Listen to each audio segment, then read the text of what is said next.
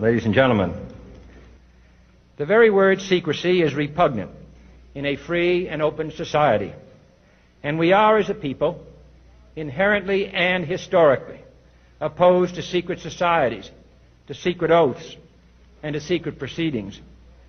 We decided long ago that the dangers of excessive and unwarranted concealment of pertinent facts far outweighed the dangers which are cited to justify it. Even today, there is little value in opposing the threat of a closed society by imitating its arbitrary restrictions. Even today, there is little value in ensuring the survival of our nation if our traditions do not survive with it. And there is very grave danger that an announced need for increased security will be seized upon by those anxious to expand its meaning to the very limits of official censorship and concealment. That I do not intend to permit to the extent that it's in my control.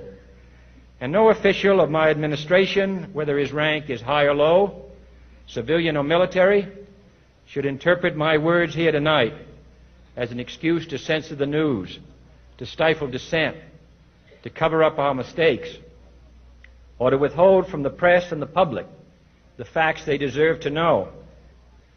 For we are opposed around the world by a monolithic and ruthless conspiracy that relies primarily on covert means for expanding its sphere of influence, on infiltration instead of invasion, on subversion instead of elections, on intimidation instead of free choice, on guerrillas by night instead of armies by day. It is a system which has conscripted vast human and material resources into the building of a tightly knit, highly efficient machine that combines military, diplomatic, intelligence, economic, scientific, and political operations. Its preparations are concealed, not published. Its mistakes are buried, not headlined. Its dissenters are silenced, not praised.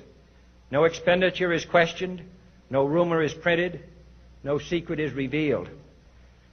No president should fear public scrutiny of his program, for from that scrutiny comes understanding, and from that understanding comes support or opposition, and both are necessary.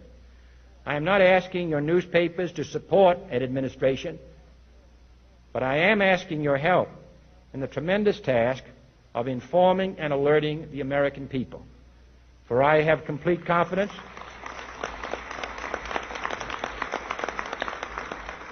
in the response and dedication of our citizens whenever they are fully informed.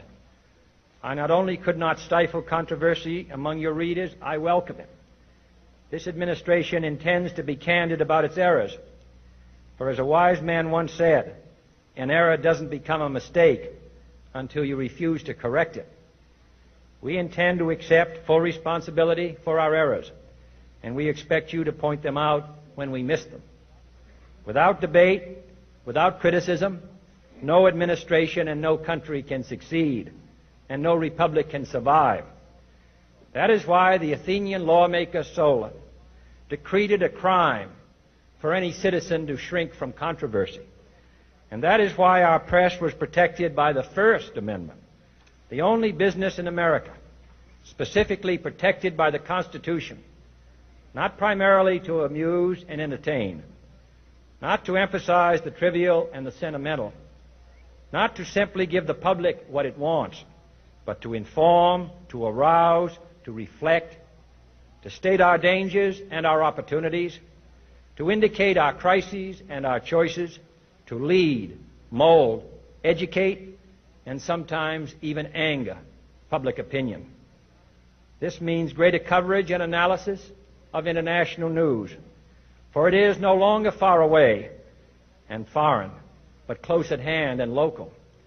It means greater attention to improved understanding of the news, as well as improved transmission. And it means, finally, that government at all levels must meet its obligation to provide you with the fullest possible information outside the narrowest limits of national security. And so it is to the printing press, to the recorder of man's deeds, the keeper of his conscience, the courier of his news, that we look for strength and assistance, confident that with your help, man will be what he was born to be, free and independent.